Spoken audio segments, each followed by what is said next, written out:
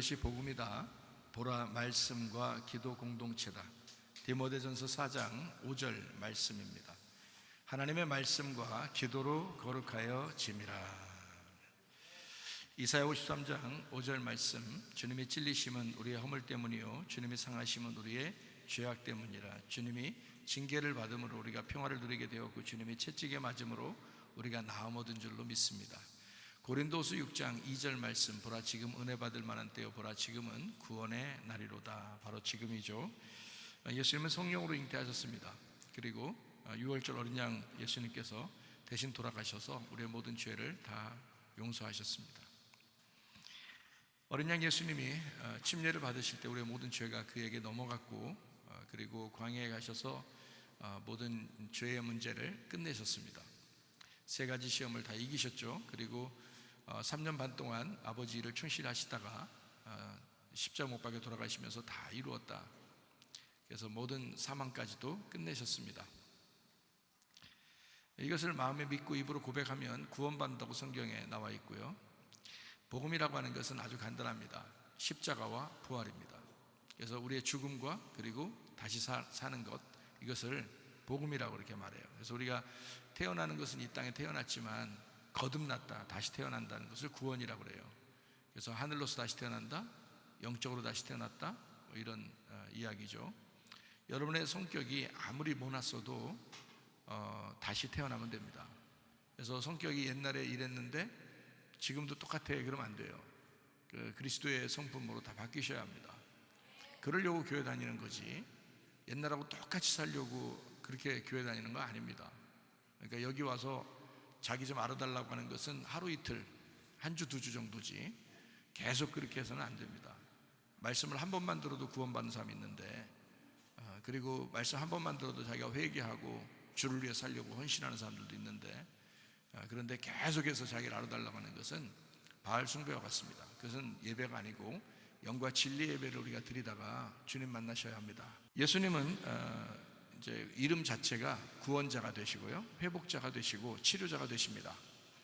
그분이 사라진 게 아니라 우리와 함께 하신다고, 임마누엘 하신다 이렇게 했습니다. 그러니까 영으로 함께 하신다고 하는 게 그 진짜죠. 여러분의 영혼이 안 보이지만 진짜 있는 것처럼 예수님도 임마누엘, 성령으로 임마누엘 하시니까 그게 진짜입니다. 그러니까 육체적으로 몸으로 보이는 것을 따라서 사는 것은 진짜 예배가 아니에요. 보이지 않는 것을 따라서 우리가 믿고 예배하는 사람들이거든요. 그러니까 여러분의 영혼이 바로 세워져야 되죠. 그래야 여러분의 몸도 생활도 바로 된단 말이에요. 자꾸 자기 알아달라고 하면 안 돼요. 제가 자꾸 이렇게 얘기하는 것은 그런 사람들이 교회 다니는 사람 중에 꽤 많다는 겁니다. 그거 다 실패한 거예요. 교회 오래 다녀도 소용없어요. 그렇게 되는 게 아니에요. 진짜 바로 세워져야 돼요. 영혼이 바로 세워질 때 그래야 그리스도의 몸도 바로 세워집니다. 그래서 분명히 아시고, 여러분이 우리 교회에서는 알아달라 하지 말고 자꾸 사랑을 나누고 자기 것을 자꾸 기부하려고 하는, 그러니까 사랑은 기부니까 사랑은 자꾸 기부하는 거예요. 주는 거란 말이에요. Love is giving 그래요. 사랑은 주는 거다. 그래서 자꾸 줌으로써 자기가 받으려고 하지 말고 자꾸 줌으로써, 그러니까 주를 위해서도 그렇게 사는 거예요. 그게 예수 믿는 사람 진짜 태도입니다. 하나님도 우리한테 뭐 받으려고 하는 게 아니에요. 자꾸 주시려고 하잖아요. 근데 그걸 받은 사람들이 너무 감사해서 하나님 앞에 예배드리러 모인 것이 우리 예배입니다. 여러분은 그냥 계속 주려고 하는데, 남편은 계속 아내한테 주려고 그러고 아내는 계속 남편한테 주려고 그러는데, 남편이 너무 감사히 생각하고 아내가 너무 감사히 생각하는 거예요. 자녀들이 너무 부모에게 사랑 많이 받으니까 자기가 자라나면서 부모의 마음을 깨닫는 거죠. 그런 것처럼 하나님께 대한 우리의 마음, 태도도 마찬가지입니다.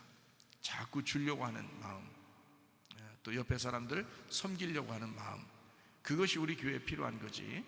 그러니까 오늘 이렇게 식사하면서도 보니까 너무너무 잘 섬기잖아요. 자꾸 이런 식으로 했으면 좋겠다 그러는데 그건 또 좀 그래요. 자꾸 너무 오버하면서 너무 많이 드시고 그러면 안 돼. 그러니까 좀 적당히 해야 되는데, 저는 적당히 오랫동안 가는 걸 원하지, 한번 왕창 다 먹고 그다음 그렇게 하지 말고 계속해서. 근데 어쨌든 우리 교회 보면 서로 섬기는 게 그래도 습관화된 사람들이 참 있고 감사합니다.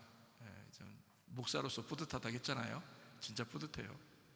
그런 사람들이 더 많아져야죠. 오늘 새로 나온 사람은 한 달 후에 그런 사람이 돼야 되죠. 말씀을 들었으면. 그러니까 계속해서 그런 사람들이 많아지는 교회. 누가 그러대요. 어떤 청년이 그러대요. 며칠 전에, 목사님, 저는요 진짜 다른 교회 꿈도 못 꿀 것 같아요. 왜? 그러니까 우리 교회 말고 이게 말씀이 어디 가서 이게 참 자기가 생활한다는 그 생각을 못 하겠다는 거예요. 그래서 제 마음속에 너무 감사하더라고요. 그래, 나도 그럴 텐데. 나도 알잖아요. 하나님께서 저에게 주신 말씀이 있어서 너무 감사한데, 나도 그런데 너도 그렇구나. 속으로 그렇게 생각을 했습니다. 정말 감사하더라고요. 얼마나 참 좋은 일인지 모르겠어요. 우리 교회 가만히 생각해 보면요, 고린도전서 1장 10절 말씀이요, 같은 말을 하고 같은 마음을 품고 같은 판단, 같이 알게 된 것을 가지고 서로 하나가 되어야 된다는 그런 말이고요.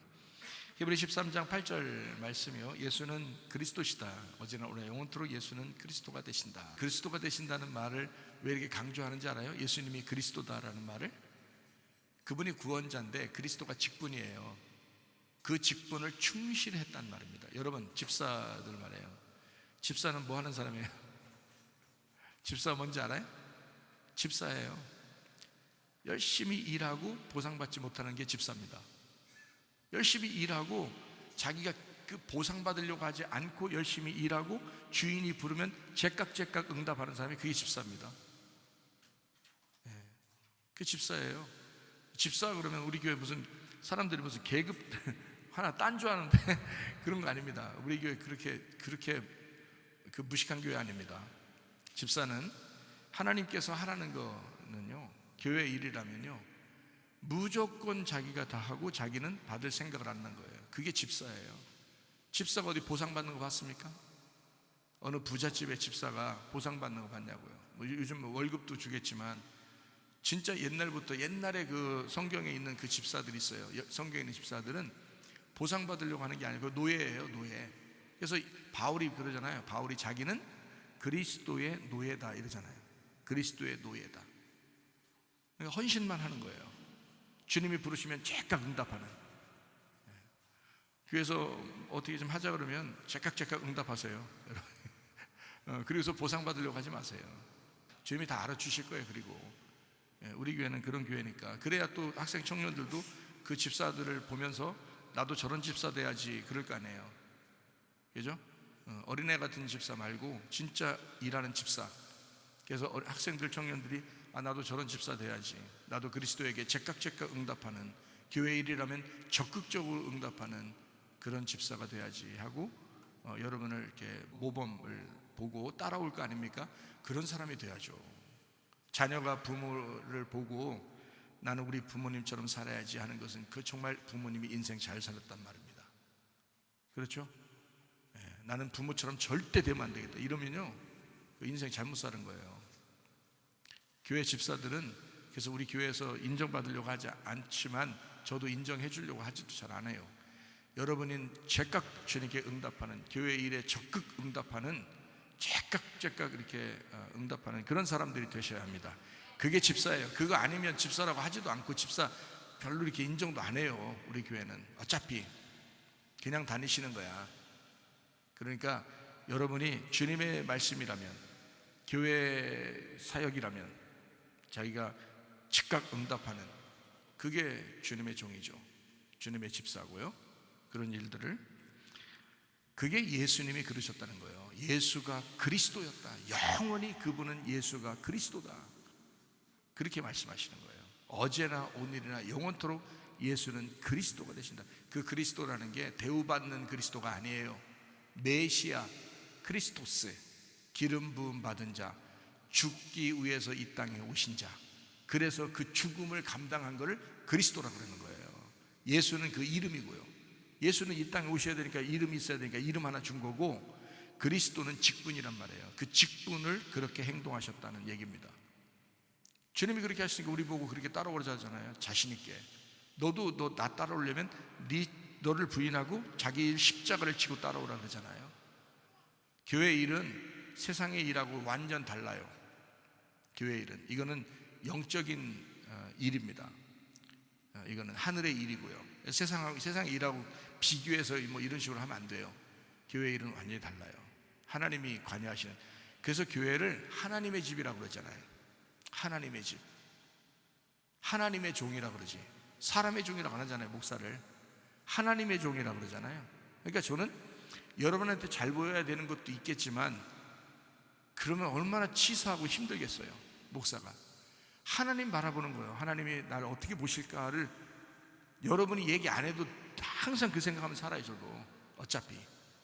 그러니까 여러분이 목사님 저를 보면서 그렇게 생각하세요라고 하지 마세요. 안 해도 다 항상 생각하면서 사니까. 저도 피곤한 사람이야. 저도 주님 다 생각하고 사는 사람이에요. 그런 거 눈치 주고 그러지 마시고, 우리 집사람한테는 더욱 눈치 주지 마시고 저보다 예민하니까. 그래서 이 하나님의 종이라고 그러고요, 사람의 종이라고 하지 않습니다, 성경에. 그리고 이 교회를 사람의 집이라고 하지 않아요. 여러분의 집이라고 하지 않고 하나님의 집이라고 그래요. 그래서 교회는 완전히 세상과 달라요. 여러분의 집하고도 달라요. 이 세상하고도 완전히 달라요. 개념 자체가 다른 거예요. 이 세상에 수많은 책이 있잖아요. 이 성경하고 달라요. 이 성경만 하나님 책이라고 그러잖아요. 이것만. 이 세상에 책이 얼마나 많아요. 이 세상에 얼마나 많은 집들이 있어요. 여러분의 집들이 얼마나 많아요, 이 세상에. 그런데 하나님의 집은 하나님의 것, 하나님의 것은 유일하다는 거예요. 그러니까 완전히 달라요. 그래서 목사를 존중하는 거고, 여러분이 그 말씀을 존중하는 거고, 그래서 교회 하자는 일에 적극적으로 동행하고 그러는 겁니다. 그러면서도 자기 알아달라고 안 하고 서로 헌신하려고 그러고 기쁨으로 하려고 그러고, 얼마나 좋은지 몰라요. 정말 감사해요. 예수는 그리스도가 되신다. 직분자라는 말이에요. 직분자. 사도행전 4장 12절 말씀이요, 예수 그리스도 그분만 우리에게 구원자가 되신다라는 그런 말씀이고요. 갈라디아서 2장 20절 말씀, 내 믿음으로 살지 않고 그리스도의 믿음으로 살아가는 것이다. 하나님의 아들의 믿음으로 우리가 살아간다라고 말씀합니다. 요한일서 4장 8절 말씀, 하나님은 사랑이시다 그랬고, 요한일서 4장 16절 말씀이요, 사랑하는 자는 하나님 안에 거하고 하나님도 그 안에 거하신다. 그러니까 하나님의 사랑입니다. 이거는 사람의 사랑 아니에요. 하나님의 사랑이니까 하나님이 우리 안에 거하시고 우리도 그 안에 거한다라고 말씀하는 것입니다. 자, 디모데전서 4장 5절 말씀, 하나님의 말씀과 기도로 거룩해진다 이렇게 되어 있습니다. 말씀과 기도의 공동체가 굉장히 중요합니다. 여러분 이거 얘기 들어봤는지 모르겠는데, 요즘에 목회자들한테는요, 이게 뭐 아마 한 5년 후나 10년 후는 지금 거의 그 시대가 돼 있을 거니까 지금은 먼저 얘기를 하는 거죠. 먼저 얘기하는 거. 그 챗 GPT라고 있어요. 챗 GPT. 이게 젊은 아이들은 다 알아요. 젊은 학생 청년들은 다 아는데 챗 GPT라고 있어요. 그 시대가 도래했어요. 지금 수억 명이 그걸 사용하고 있거든요. 옛날에 핸드폰이 없었는데 핸드폰이 생기고 난 다음에 갑자기 몇 년 안에 계속 핸드폰이 바뀌면서 지금 연세 드신 분이나 어린아이나 다 핸드폰 가지고 있잖아요. 이런 것처럼 챗 GPT가 지금 그 시대가 와서 지금은 수억 명이 전 세계적으로 사용하고 있는데, 앞으로는 더 많은, 지구상에 거의 다 이제 사용하게 될 거란 말이에요. 이게 5년 후, 10년 후에, 지금부터 5년 후에 모든 세대가 바뀔 것이다 라고 지금 다 예측하고 있습니다. 그래서 목사님들이 이제 긴장을 하는 거예요. 시대가 바뀔 텐데 목사님들은 뭘 가르쳐야 되나, 어떻게 가르쳐야 되나 라고 지금 긴장하고 있어요. 그래서 목회자 그 연구소 또는 목회자 세미나를 통해서 목사님들이 지금 연구하는 그런 내용들을 이제 챗 GPT에 대해서 목회자는 어떻게 해야 될 것인가 라고 그런 세미나를 계속 지금 열고 있습니다. 목사님들이요. 왜냐하면 목사님들은 지도해야 되는 사람들이니까, 이 시대에서 따라가는 사람이 아니라 시대의 사람을 끌어들여서 이렇게 끌고 나가야 되는 사람들이잖아요. 목자니까. 그래서 먼저 알고 그러죠. 그래서 먼저 연구하고 대화하고 상의하고 세미나하고 막 하는 거거든요. 거기 보니까 이렇게 하더라고요. AI 인공지능 시대가 지금 도래했다. 이거를 그렇게 살아갈 수밖에 없다. 그러면 AI 설교도 나올 것이다. 이거예요. AI 설교도 나올 것이다. AI 인공지능이 나와서 지금 챗GPT가 이제 그 AI 인공지능의 시대를 여는 거거든요. 근데 이 AI 설교뿐만이 아니라 AI 설교자도 나올 것이다. 자, 이랬을 때 인정해야 되냐 말아야 되냐? 자, 목사님들 입장에서는 인정하고 싶지 않겠죠. 근데 성도들은 다 인정할 거란 말이에요. 그러면 목사들도 울며 겨자 먹기식으로 또 인정하게 될 거란 말이에요. 그러기 전에 목사들이 먼저 깨어서 AI 인공지능 시대에 AI 설교와 AI 설교자를 인정하자는 거예요. 인정할 수밖에 없어요. 목사님들이 막는다고 안 나오는 게 아니에요. 어차피 나오게 돼 있단 말이에요. 그래서 앞으로 시대에 교회 어떤 건물에 대한 교회 건물의 그 예배 시스템보다는요, 온라인 시스템, 그리고 인공지능 AI 시대에 온라인 성도들이 더 활성화될 것입니다. 앞으로는요. 어쩔 수 없어요. 그러면 이제 문제는 뭐냐면 AI가 설교하거나 AI가 뭔지는 아시죠? 연세 드신 분들 또 AI가 뭐예요? 또 이러면 A하고 I요? AI구나 이렇게 하지 마시고, 그거 아니고 로봇 알죠? 로봇. 쉽게 얘기해서 로봇. 이 로봇 시대가 왔단 말이에요. 로봇 시대가. 근데 로봇가 사람보다 더 똑똑한 시대가 왔다는 거예요. 여러분이 우리 목사님들 중에서 한 분이 심장 수술하셨어요. 심장 수술. 근데 심장을 이렇게 여기까지 갈라가지고요, 심장을 이렇게 수술해서 그 혈관을 새로 이제 만들어가지고 이렇게 심장을 새로 만드는데요, 속에 째깍째깍 이 기계가 돌아가는 소리가 들린다더라고요. 처음엔 잠이 안 오더니 그 시계 소리 때문에.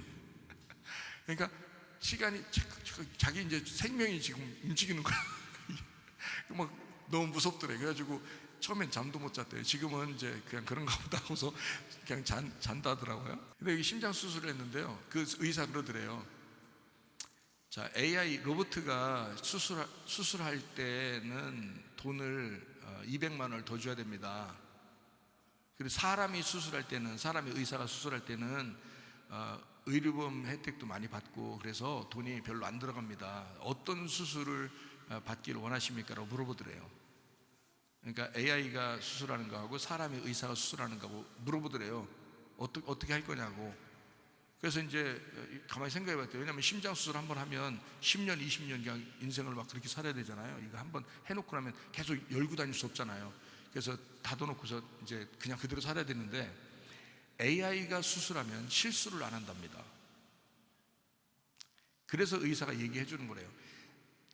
자기도 수술 잘하는 사람인데 내가 했을 때 혹시 실수가 있을까 봐 AI로 하면 실수가 안 됩니다. 대신 200만 원을 내야 됩니다. 어떻게 할 거예요, 여러분? 누가 그 소리 듣고서 AI가 했다고 그러지 사람이 하라고 하겠어요? 누가?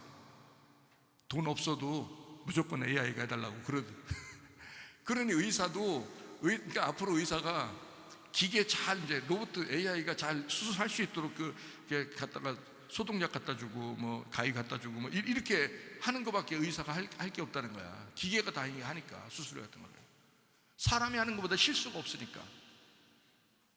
이런 시대예요. AI라는 게 이렇게 무서운 겁니다. 모든 지식을, 전 세계에 있는 모든 논문과 지식이나 이런 걸 다 로봇가 다 가지고 싹 다 여기다 입력해 놓고 거기서 가장 정확하게 하는 거예요.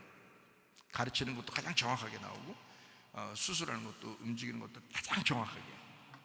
사람이 할 수 있는 거는 그 로봇도 서비스 해주는 거, 이런 이제 서비스 직업이죠, 우리가. 그러니까 인간이 그런 사람만 몇 명 필요하다는 거예요. 앞으로는 직업이 그렇게 달라진다는 거야.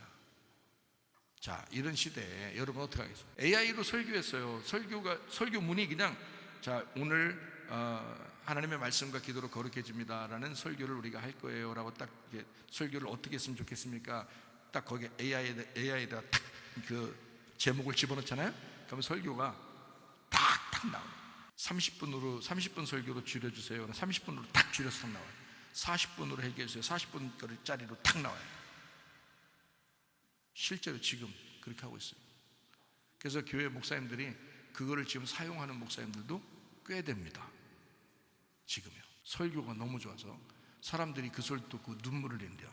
너무 좋아서. AI 설교가. 왜냐면 전 세계에서 가장 은혜스럽고 좋은 말만 가장 싹 다 모아가지고 그걸 하나를 탁 만들어 주니까 그 설교 듣고서 막 눈물을 흘린대요, 성도들이. 어때요? 그런 설교 나올 것이다. 계속해서 지금 하고 있다. 목사님들도 그거 사용하고 있다. 그래서 목사님들끼리 모여서 뭐라고 하는 줄 알아요? 우리 이거 사용하는데 우리 어디 논문에서 발췌해가지고 그 AI가 만들어준 어디에서 만들어준 거 그걸로 내가 설교했습니다 라고 적어도 얘기하고 설교하라는 거야. 그래야 좀 양심이라는 게 살아있는 거 아니냐. 목사가 이거 회의하고 있더라고요, 지난달에. 그 얘기 안 하고 하지 말라고, 그거 얘기 좀 하고 하라고. 어디서 베껴왔나 그거를 얘기하라고. 그래야 양심이라는 게, 목사는 양심이 있어야지 되지 않냐 해서 그거 회의하더라고요.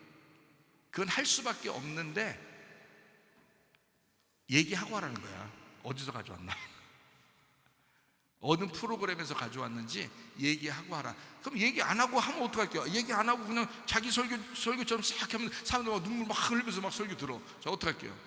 근데 자기 양심은 알아. 다 빗긴 거.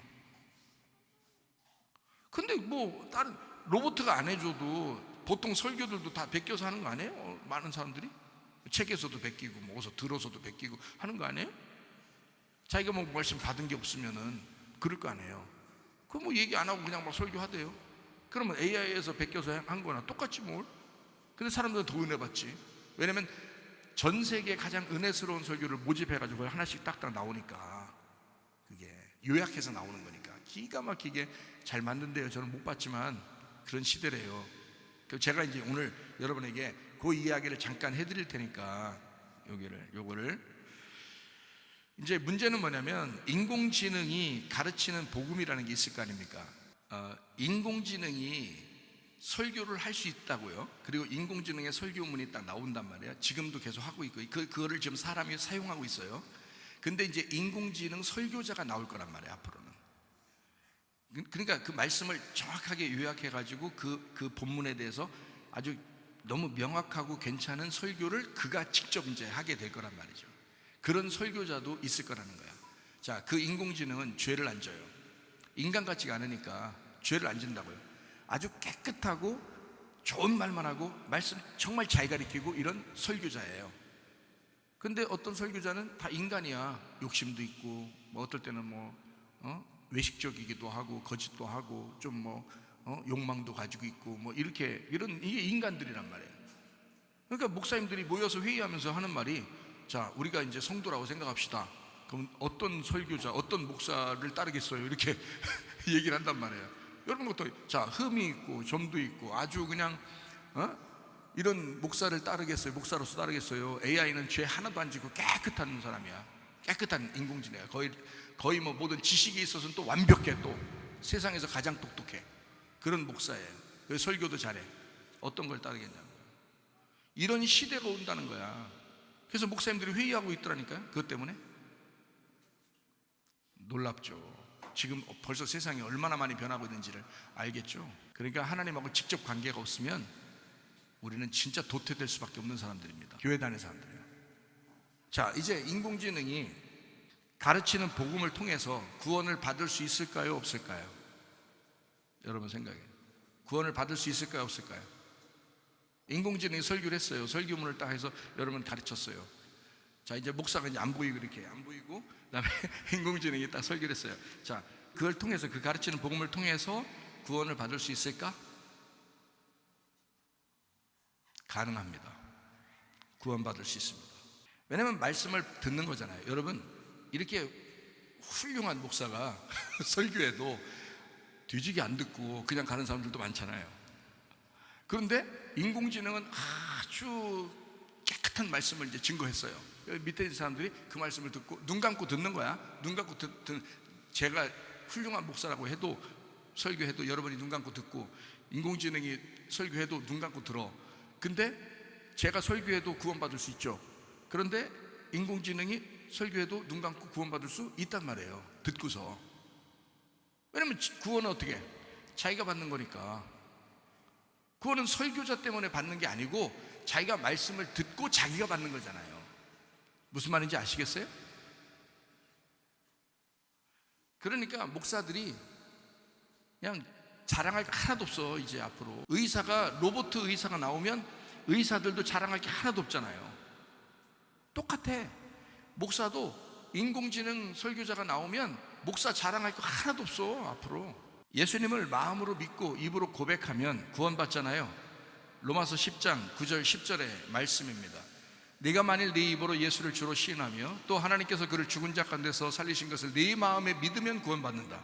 사람이 마음으로 믿어 의에 이르고 입으로 시인하여 구원받는다. 누가요? 자기가요. 자기가 마음으로 믿고 자기가 시인함으로써 구원받잖아요. 설교자 때문에 구원받는 게 아니란 말이에요. 설교는 어떤 설교를 통해서도 상관없어요. 그런데 자기가 마음에 믿고 자기가 입으로 고백함으로 구원받는다고 써 있잖아요, 성경에. 그러니까 인공지능이 설교를 해도 말씀을 듣고 자기가 마음에 믿고 입으로 고백하면 구원받는다는 것입니다. 무슨 말인지 아시겠어요? 자, 구원은 그러면 어디에 있는가? 구원은 어떤 게 진짜 구원인지 그걸 제가 설명해 드리려고 하는 거예요. 그러니까 여러분이 여기에 있든 지금 밖에 있든 길거리 지나가든 말씀을 들으면서 자기가 마음으로 믿고 입으로 고백하면 구원받아요. 집에 있어도 온라인으로 해도 우리 교회 같은 경우는 나눠서 예배 드리잖아요. 이렇게 나눠서 예배 드려도 말씀을 듣고 구원받을 수 있는 겁니다. 예. 그러니까 어디서든지 말씀을 들으면 구원받을 수 있어요. 그게 믿음으로 구원받는 거니까 그런 거예요. 자기 믿음으로 구원받는 거니까. 그렇죠? 예. 그러니까 하나님이 우리에게 주시는 믿음을 내가 믿음으로써 구원받는 거예요. 그러니까 혼자 구원받는 거잖아요. 믿음을 구원받는 거죠. 그죠? 자, 만약에 AI로 구원받았다고 하면 이제 그 다음이 문제인 거예요. 그 다음이. 제가 이제 그걸 설명해 드릴게요. 그 다음이 문제인 거예요. 구원은 받을 수 있어요. 언제든지. 우리 교회 설교 누군가가요 1년 전 설교를 오늘 듣고서 구원받는 사람들도 있어요. 그리고 자기가 이제까지 권사로 살았는데, 이제까지 장로로 살았는데, 이제까지 자기가 집사로 살았는데 헛됐다고 자기가 회개한다고 하면서 눈물을 흘리면서 전화 온 사람들도 있어요. 그러니까 1년 전 설교를 오늘 듣고서 구원을 받아 은혜를 받고 회개했다 이런 사람들도 꽤 된단 말이에요. 그러니까 구원은 어디에 있든지 언제든지 받을 수 있어요. 근데 문제는 구원받고 그 다음이 문제인 거예요. 구원받고 그 다음 그거 어떻게 할 거냐 이거예요. 그거를 제가 설명을 해드리려고 하는 것입니다. 만약에 인공지능으로 구원을 받은 사람이 있다면 그 다음 단계로 가는 것을 가려고 할까요? 인공지능으로 설교를 듣고 인공지능으로 구원을 받으려고 하는 사람이라면 그 사람이 그 다음 교회, 그 구원받은 다음에 교회라고 하는 이 공동체가 무엇인지 그걸 아느냐 이거예요. 그걸 하고 싶겠냐고. 집에 혼자 있어도 구원받을 수 있고 길거리 지나가도 구원받을 수 있고 AI라는 설교를 통해서도 구원받을 수 있는데 그 다음 단계로 넘어갈 수 있겠느냐 이거예요. 구원받았으면 됐다고 생각하는 거예요, 사람들이. 그러고 난 다음에 진짜 교회로 찾아 나오는 그 구원의 다음 단계가 있는데 그거를 생각을 잘 못할 수 있다는 얘기죠. 그 다음 단계가. 그러니까 첫 번째 구원은 되는데 그 다음 단계가 안 되는 거예요. 그게 이제 문제가 되는 거예요.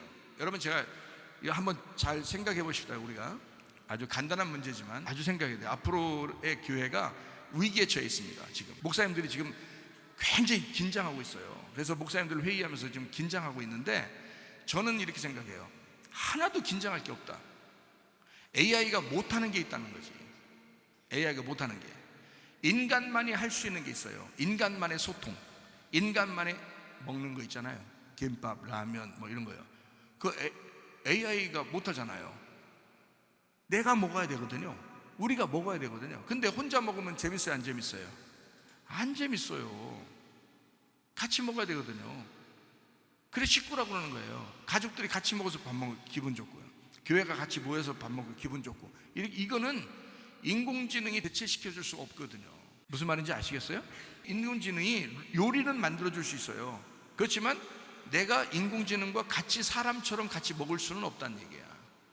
인간들끼리 먹는 이게 이런 게 독특한 거예요. 그러니까 구원은 받았는데 구원은 받았는데 그 다음 단계가 중요하다, 이렇게 한 거죠. 다시 말하면 구원을 받았다는 말은 우리가 태어났다는 말이거든요. 태어났다. 그러면 아이가 태어나면 그냥 방치해버려요? 아니죠. 아이가 태어나면 키우잖아요. 키워주는 자가 누가 있어야 된다는 거지. 그래서 계속 돌봐주고 키워주고 한단 말이에요. 그 엄마 아빠가 뭐 세상에서 완벽해서 애를 키워요? 아니에요. 자기가 낳았기 때문에 완벽하지 못하지만 사랑하는 거예요. 그래서 인공지능이 못하는 것은 마음의 사랑을 못해요. 인공지능이 못하는 거는. 그러니까 지식으로는 다 가르쳐 줄 수 있어요. 사랑이 무엇이다, 뭐 지식으로 이건 뭐다, 이거 뭐 다 가르쳐 줄 수 있어요. 복음은 무엇이다, 구원은 무엇이다, 다 가르쳐 주시는데 마음으로 구원받는, 마음으로 느끼는, 마음으로 생각하는 건 못해요. 인공지능이 그거하고 먹는 거하고. 근데 그게 진짜인데, 그게 진짜거든. 그러니까 사람들이 이게 지금 그런 시대가 온다고 막 겁을 내고 있는데 겁날 거 하나도 없다. 우리 교회가, 우리 교회는 내가 이 생각을 아예, 나는 정해진 생각들이 있단 말이에요. 교회에 대한 어떤 정해진 생각들이 있어요. 그래서 앞으로 이건 우리가 이렇게 생활하니까 뭐 이 세상이 막 혼란하고 뭐 전염병이 온다, 뭐 전쟁이 온다, 뭐 이래도 하나도 흔들리지 않잖아요. 우리가 왜? 내가 안 흔들린다니까요. 이게 교회는 이런 것이다라고 하는 것을 제가 저만큼 또 많이 이거를 연구하고 공부하고 마음속에 깨닫는 사람들이 그렇게 많지 않아요. 교회에 대한 이야기. 어떤 집사님 우리 교회 와가지고 다른 교회 있다, 딴 데 있다 이사 와가지고 우리 교회 와가지고 하시는 말씀이 교회에 대해서 이게 처음 들어봤다는 거. 와서 교회에 대해서, 교회가 이렇게 중요하다는 걸 처음 들어봤다는 거야. 근데 이거는 굉장히 중요한 게 왜 그러냐면, 구원받고 애기가 태어났으면 구원받은 거거든. 태어나면 그 가정이 먼저 주어져야 되는 거거든요. 애를 버릴 수 없어요, 길거리에다가. 근데 그 가정에 대한, 그 교회에 대한 이야기를 안 해줬다는 거야, 다른 데서. 그럼 이것만큼 불안한 게 없는 거예요. 아기가 태어나서 밖에 있는 거 똑같은 문자. 가정이 없잖아요. 집이 없잖아. 자기가 자기 가정, 자기 하나님의 집, 자기 교회, 자기를 살리고 양육할 교회가 없는 거예요. 그냥 다니는 거예요. 자기가 다니는 거예요. 그러니까 자기가 다니는 거지. 교회가 나를 보호하고 나를 양육하고 나를 지키는 그게 없는 거예요. 자기가 보호받지 못하는 거예요. 그러니까 한마디로 말하면 태어나긴 했는데 버려진 거야. 그런 교회가 얼마나 많겠어요. 몰라서, 그거에 대한 중요성을 몰라서 목사가. 나는 그건 아니에요. 나는 그 교회에 대한, 가정에 대한 이게 중요성을 너무 잘 알기 때문에 그래서 교회를 시작한 사람이에요. 저는 그거는 뭐 저를 때려 죽인다고 해도 저는 이건 변함이 없습니다. 제가 설명을 하는 건 아주 간단한 문제예요. 다른 목사님들도 막 굉장히 긴장하지만 저는 긴장 하나도 안 하고 여러분에게 이야기할 수 있는 이야기들. AI를 통해서 구원을 받으면 왜 문제가 되냐면, 그 사람이 구원받은 것을 그 다음 단계로 갈 수가 없어요.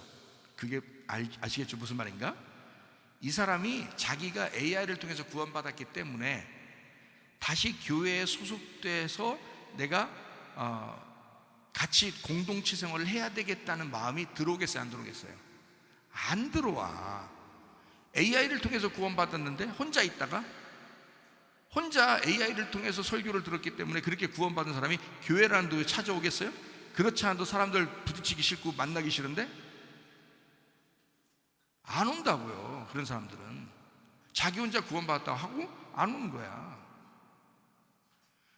굉장히 많아질 거란 말이에요. 그런 사람들이 구원은 받았는데 혼자 믿음으로 믿는 거예요. 이제 그 다음부터는. 그래서 AI 통해서 계속 설교는 듣겠죠. 대신 혼자 있는 거야. 교회라는 걸 몰라, 공동체라는 걸 몰라, 그냥 혼자 하는 거예요. 앞으로 우리 세대의 지금 젊은 아이들, 지금 학생들, 어린 아이들은 이제 앞으로 그런 시대가 옵니다. 그런 시대가 아마 수많은 교회가 문 닫을 거래요. 수많은 교회가. 우리 교회는 그러지 않을 것입니다. 우리 교회는 아주 여러분 돌아가실 때까지 하여튼 같이 모일 거니까. 만약에 AI로 구원받다면 그 다음이 문제인데, 이 사람들은 모이려고 하는 그 자체를 안 한다.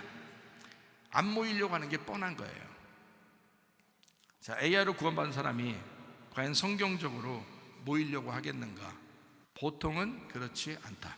그럴 수가 없다. 혼자 AI와 함께 신앙생활하고 혼자 설교나 들으면서 난 거룩한 생활을 하고 있어 라고 생각할 거란 말이에요. 그 신앙생활에 만족하고 있을 것이다.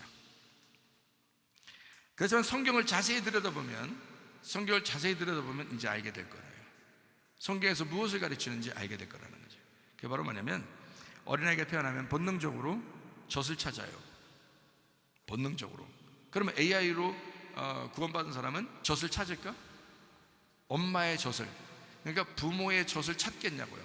AI로 구원받으니까 그냥 AI가 자기 부모인 거예요. 이해가 돼요? 그러니까 항상 혼자 있는 거야. 가족이란 개념을 없는 거예요. 가족이란 개념이 없어요. 우리는 태어나면 가족이란 개념이 첫 번째 중요하잖아요. 그래서 젖을 찾는 거거든요. 자기 살려고. 내 엄마가 어딨냐, 내 엄마가 누구냐 이러면서 그 엄마는 자동적으로 막 섬기면서 이렇게 하거든요. 근데 AI는 그런 상태가 아니에요. 그렇게 섬기려고 하는 존재가 아니란 말이에요. 자, 무슨 말인지 아시겠죠? 아이가 성장하려면 부모와 가정이 반드시 필요합니다. 진정으로 구원받아 태어난 사람들은 성경적으로 하나 된 공동체 식사를 하게 되어 있습니다. 그래서 우리 교회가요, 아무리 나라에서 막 힘들게 막 해도 식사한 거예요, 같이. 그게 교회니까, 그게 식구니까. 집에서도 같이 식사하는 걸 식구라고 그러잖아요. 식사한다. 자, 구원받은 것을 잘 생각해봐요. 어제의 자기를 버리고 내일의 자기를 찾기 위해서 끊임없이 성장하는 것을 태어난 인간이 성장하는, 자라나는 사람이 되었다라는 그런 말씀이거든요. 그러니까 진짜 구원은 뭐냐? 이제 봐요. AI를 통해서 구원받을 수 있다 했어요. 그런데 진짜 구원이 뭐냐? 자기의 없음이 구원입니다. 자기의 없음. 잘 들으세요. 이거 굉장히 중요하니까. 사람들이 설교 듣고, 집에서 설교 듣고 혼자 구원받았고 혼자 신앙생활하면 된다고 생각하는 사람들도 있단 말이에요. 앞으로 더 할 것이고. 그런데 진짜 구원이 뭐냐 이거야. 진짜 구원이 뭐냐, 성경에서 말하는 진짜 구원이 뭐냐 이거야. 나의 없음이라고요. 내가 없어지는 거라고요. 그게 구원이라고. 근데 교회를 나오고 있으나 교회를 나오지 않으나 자기가 살아있다면 그건 구원이 아니라고요. 성경적인 구원은 자기가 살아있으면 구원이 아니라고. 그래서 성경적인 구원은 내가 없어지는 게 구원이라고요. 무슨 말인지 아시겠어요? 나의 없음을 인정하는 거, 이게 진짜 구원이란 말입니다. 그러면 자기의 없음이 되는 기초가 뭐냐고요? 내가 없다라고 하는 기초가 뭐냐고요, 여러분? 혼자 구원받아서 혼자 신앙생활 하는 거예요? 그게 무슨 자기 없음의 기초예요? 말이 안 되죠. 자기 없음의 기초가 공동체입니다. 그래서 아기가 태어나면 가족에게 넘기는 거예요. 가족이 없으면 원이라도 넘기는 거예요. 왜냐하면 이 아이에게 누군가는 보살피고 돌봐줘야 되니까 그런 거예요. 그게 가족이라는 개념이에요. 하나님이 만든 시스템입니다.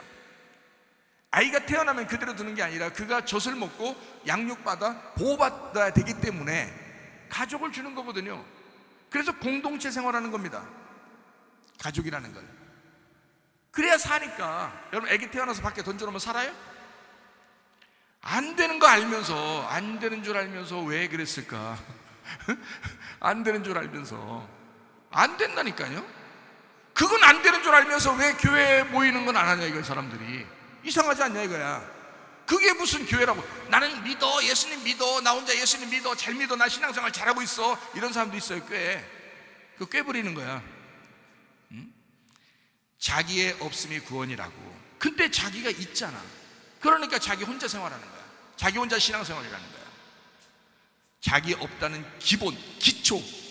그 기초는 공동체로 모이는 것입니다. 그래야 자기가 없어져요. 교회 오면요, 자기 혼자 자존심 내세우는 거 누가 알아줍니까? 우리 교회 같은 경우 안 알아주죠.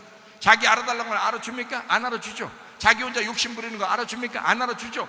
그러면서 깎이는 거예요. 가족이라는 구성원들을 통해서 자기가 막 깎이면서 하나로 되잖아요. 가족이 되잖아요. 교회도 똑같아요. 교회도 하나님의 가족이에요. 그래서 서로 막 어울리면서 서로 부딪히면서 자기가 없어지는 거예요. 그래 하나가 되고 가루가 된단 말이에요. 그거를 하나의 빵, 하나의 생명의 떡, 이거를 교회, 하나님의 집이라고 얘기하는 것이라는 거죠. 그러니까 AI로 구원받을 수는 있지만 이걸 못한다는 거예요. 함께 하는 것을 못한다는 거예요. 교회는 하나님의 피값으로 사신 교회입니다. 하나님의 피로 사신 교회. 자녀가 태어나면서 그 가족에서 이 자녀가 태어난다는 것은 엄마 아빠의 피를 통해서 태어난 거예요. 교회가 하나 탄생됐을 때는 하나님의 피를 통해서 이 교회가 탄생되는 거예요. 굉장히 중요합니다. 이건 세상과 완전히 달라요. 자, 공동체로 모이지 않으면은 AI로 구원받다 하더라도 가짜 믿음을 가지고 있을 수도 있다는 얘기예요. 그러니까 구원은 받았다고 하는데 가짜 믿음이 드러날 수가 있다. 왜냐하면 AI로 구원받았다고 하더라도 공동체가 무엇인지를 몰라요. 그래서 그런 거예요. 그걸 왜 그게 중요하냐? 그 구원이 왜 중요하냐? 그걸 생각해 봐야 돼요. 애굽에서 광야로 나오는 것은 오래 걸리지 않았어요. 그렇죠? 애굽에서 광야로 나오는, 아기가 태어나는 것은 오래 걸리지 않습니다. 애굽에서 광야로 나오는 것은요 오래 걸리지 않아요. 그런데 광야에서 있을 때는 40년이 필요합니다. 그 40년 동안 믿음을 제대로 지킨 믿음과 가짜로 믿음을 지킨 사람의 믿음과 어땠어요? 그 40년 동안에서 가짜 믿음을 가진 사람들을 다 멸망시켰습니다.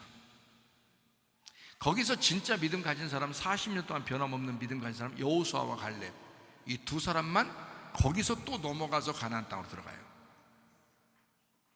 어린아이 같은 믿음을 가진 사람들하고 같이. 나머지는 어른이라고 생각했던, 자기가 어른이라고 생각해서 자기 나름대로 이 공동체하고 섞이지 않고 자기가 다시 애굽으로 돌아가자, 나는 이렇게 살아야 돼, 날 좀 알아달라, 이런 사람들은 다 죽었어요. 광야에서 그 사람들이 죽을 때까지 40년이 걸린 거예요. 그러면 봐요, 애굽에서 죽었으나 광야에서 죽었으나 똑같죠?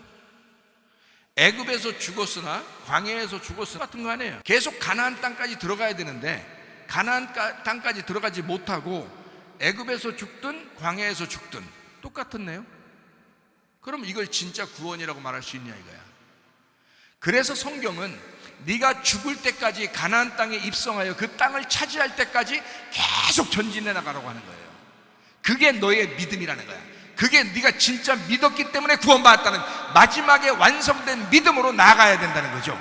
첫 번째 믿음을 가졌으나 그것이 거짓이 아니라면 완성된 믿음으로 나가야 된다는 거예요.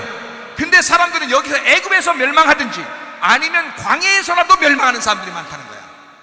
뭐가 부족한 거예요? 광야에서는 하나님의 가족이라는 공동체에서 벗어나게 된 거란 말이에요. 자기를 좀 알아달라고. 혼자 믿음입니다. 혼자 믿음. 그거를 일컬어 가짜 믿음이라 그러는 거예요. 그러니까 AI를 통해서 구원받았다 하더라도 우리가 속으로는 저 사람 위험한데, 왜요?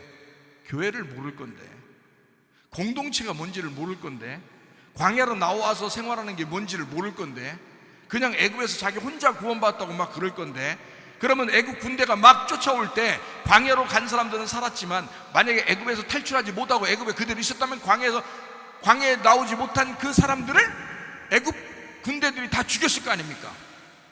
근데 거기서 광야로 나왔어요. 여기서 다시 공동체가 안 된 사람들은 하나님이 죽이시는 거예요. 또 기다리는 거예요. 죽을 때까지. 이거 뭐예요? 뭐 때문에 그러는 거예요? 하나님이 도대체가 구원을 한 번의 구원으로 끝났다라고 하지 않고 이것을 완성시키라는 겁니다. 하나님이 우리에게 요구하는 거예요. 그래서 여러분이 한 번 구원으로 끝난 것 같으면 교회 안 와도 되죠. 그렇잖아요? 한 번 여러분이 구원받은 것으로 끝났다면, 천국 가면 안 와도 되죠. 교회 안 와도 되죠. 다시 말하면 애기가 태어났으면 길거리에 던져놔도 되죠. 영원히 살 거니까, 애가 살아날 거니까. 근데 못 살아난다니까. 못 살아납니다. 그게 등불 꺼트린다는 얘기고, 그게 생명이 꺼져간다는 얘기입니다. 여러분의 생명을 살리기 위해서 교회 나오는 거예요. 여러분의 등불을 계속 기름 등불을 채우기 위해서 교회 나오는 것입니다. 여기서 양육해주지 않으면 안 되니까, 그 엄마가 그 아빠가 챙겨주지 않으면 안 되니까, 보호해주지 않으면 안 되니까, 말씀을 계속 나눠주지 않으면 안 되니까, 계속 먹이지 않으면 안 되니까, 그걸 해주는 거예요. 살려주는 거란 말이에요. 광야 40년 동안, 광야에서 40년 동안 광야 생활할 때요, 하나님 아버지가요, 그 사람들이 아무리 반대하든 뭐하든 무조건 만나 내려줬습니다. 왜 그랬을까요? 살려줘야 하니까. 음식을 계속 내려줘요. 여러분에게 먹는 김밥이나 라면만 주시겠냐고. 그게 아니라 말씀을 통해서 계속 양육하는 거예요. 그거 들으면서 살고 있으라고 하는 거거든요. 여러분, 놀라운 이야기입니다. 여러분이 구원이 뭔지도 제대로 모르고 교회 생활하는 사람이 한두 명이 아닌 사람들이요, 여러분이야 뭐 어느 정도 하겠지만 문제가 있다고요. 가짜 믿음 갖지 말고 진짜 믿음 갖기를 바랍니다.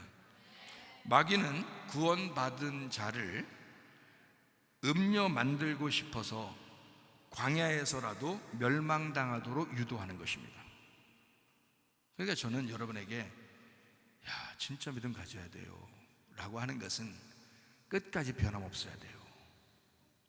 이거 사람 보고 하는 거 아닙니다. 목사한테 칭찬받으려고 그러면 교회 다니는 거 아닙니다. 여러분, 당신 살기 위해서 당신의 생명이 그렇게 아깝지 않느냐 이거야. 당신의 생명이 그렇게 중요하지 않느냐 이거야. 왜 광야까지 나와서 멸망하느냐 이거야. 왜 교회까지 와서 멸망하려고 하느냐 이거야. AI로 구원받았다고요? 좋다 이거야. 구원받았으면 그 사람이 진짜 구원이라면 나올 것이다 이거지. 교회로 반드시. 교회가 위기를 느낄 필요가 없어요. 왜냐하면 교회로 찾아 나올 것이니까. 그 사람의 구원이 진짜라면 공동체로 올 거란 말이에요. 공동체에서 자기 살려달라고 할 거란 말이에요. 근데 그러지 않는다? AI로 구원받은 사람들은 그럴 가능성이 별로 없다? 그럼 뭐냐고요? 어떻게 할 거냐고. 믿으면 그것으로 끝인가? 아니에요. 영혼 없는 몸이 죽은 것처럼 행함이 없는 믿음은 죽은 것입니다. 야고보서 2장 26절에 말씀합니다. 영혼 없는 몸이 죽은 것 같이 행함이 없는 믿음은 죽은 것이니라. 구원을 못 받은 것입니다. 순간적인 구원은 받을 수 있어요. 그러나 진정한 구원 받은 것은 아니다. 그러므로 AI가 나와도 우리 교회는 끄떡없다. 걱정할 거 하나도 없다. 우리 교회는 구원은 이집트에서 광야로, 광야에서 가나안 땅으로 계속 걸어 들어가는 시작일 뿐입니다. 뜰에서 성소로, 성소에서 지성소로 들어가는 계속 전진해 나가는 시작일 뿐입니다. 구원이라는 것은요. 그것을 끝까지 유지하는 완성된 구원이 진짜 구원인 거죠. 우리의 구원을 확인하는 길이 여기에 있습니다. 디모데전서 4장 5절 말씀입니다. 하나님의 말씀과 기도로 거룩하여 지민이라. 지구의 천국에 머물러 있지 않으면 저 너머의 천국은 갈 수가 없습니다. 그래서 지금 이 지구상에서 천국에 거해야 되는데 그게 바로 어디냐면 내 마음 그리고 교회입니다. 거기에 천국에 머물러 있지 않으면 어느 날 그 너머의 천국을 갈 수가 없어요. 제가 분명히 얘기해 드리잖아요. 이게 진짜 믿음이라고 분명히 얘기해 드려요. 이 땅의 천국이 어디에 있는가? 내 안에 있습니다. 로마서 14장 17절 말씀입니다. 하나님의 나라는 먹는 것과 마시는 것이 아니 오직 성령 안에 있는 의와 평강과 기쁨이니라. 의와 평강과 기쁨의 마음, 이게 천국입니다. 고린도전서 3장 16, 17절 말씀이요. 너희는 너희가 하나님의 성전인 것과 하나님의 성령이 너희 안에 계시는 것을 알지 못하느냐. 누구든지 하나님의 성전을 더럽히면 하나님이 그 사람을 멸하시리라. 하나님의 성전은 거룩하니 너희도 그러하니라. 6장 19, 20절 너희 몸은 너희가 하나님께로부터 받은 바 너희 가운데 계신 성령의 전인 줄 알지 못하느냐. 너희는 너희 자신의 것이 아니라 값으로 산 것이 되었으니 그런즉 너희 몸으로 하나님께 영광을 돌려라. 내 안에 성령님이 있는 사람을 거룩한 성전이라고 그럽니다.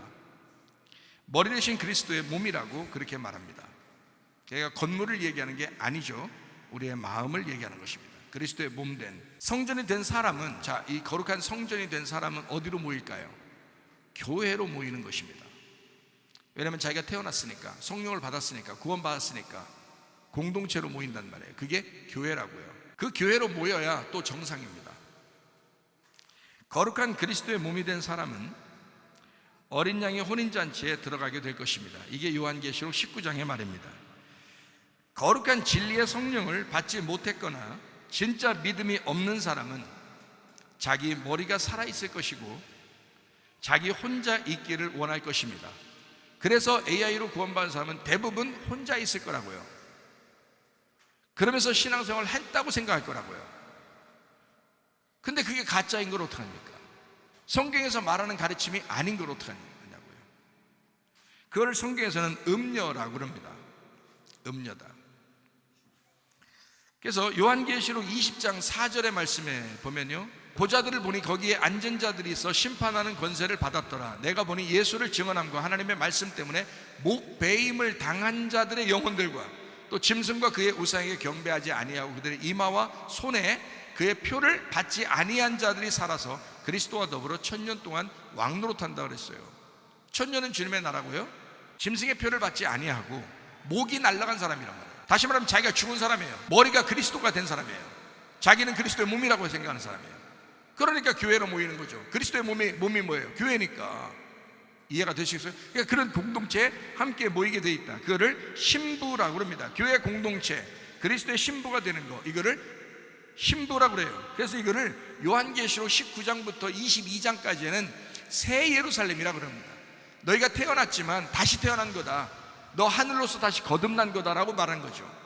그러니까 말씀을 한번 들었다고 해서 다 자기가 나 오늘 고백했어, 나 구원받아서 이렇게 말했다면, 진짜 구원이라면 교회로 모인다는 거죠.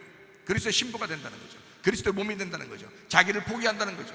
그리스도가 머리가 되기를 원한다는 거죠. 그게 진짜 구원이니까. 자, 무슨 말인지 이해가 되시죠? 정리합니다. 마태복음 16장에 보면 교회는 영원히 존재한다 그랬습니다. 왜냐하면 음부의 권세가 이기지 못한다 그랬어요. 틀림없어요. 음부의 권세가 이기지 못하는 교회가 틀림없이 있습니다.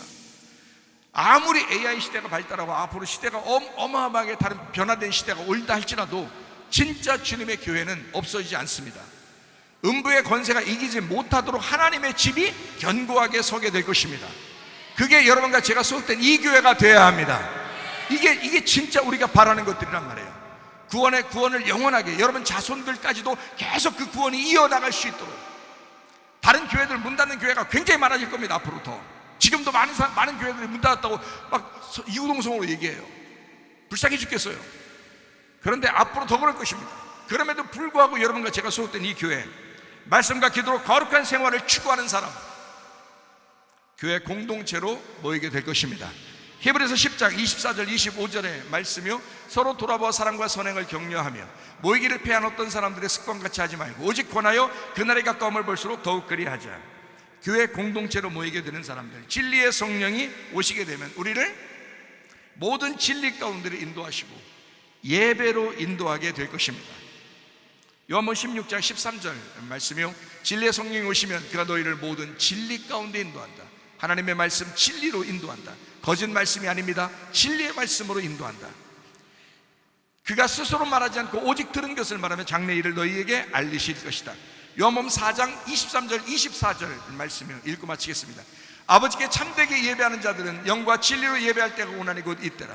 아버지께서는 자기에게 이렇게 예배하는 자들을 찾으시느니라. 하나님은 영이시니 예배하는 자가 영과 진리로 예배할지니라. 우리 하나님 아버지 사랑과 은혜를 감사를 드립니다. 하나님 아버지, 어떠한 시대가 우리 앞에 도래할지라도 그리스도 예수의 사람들, 주님 안에 믿음이 견고한 주의 백성들에게 하나님 공동체 정신을 주시고 주의 말씀을 따라 함께 식사하는 주의 사람들로 자라나게 하시며, 하나님 그리스도 예수 안에 한 몸 된 그리스도의 사람들이 함께 주님과 동행하다가 주님 만나게 하옵소서. 예수님 존귀하신 이름 받들어 기도 올리옵나이다. 아멘.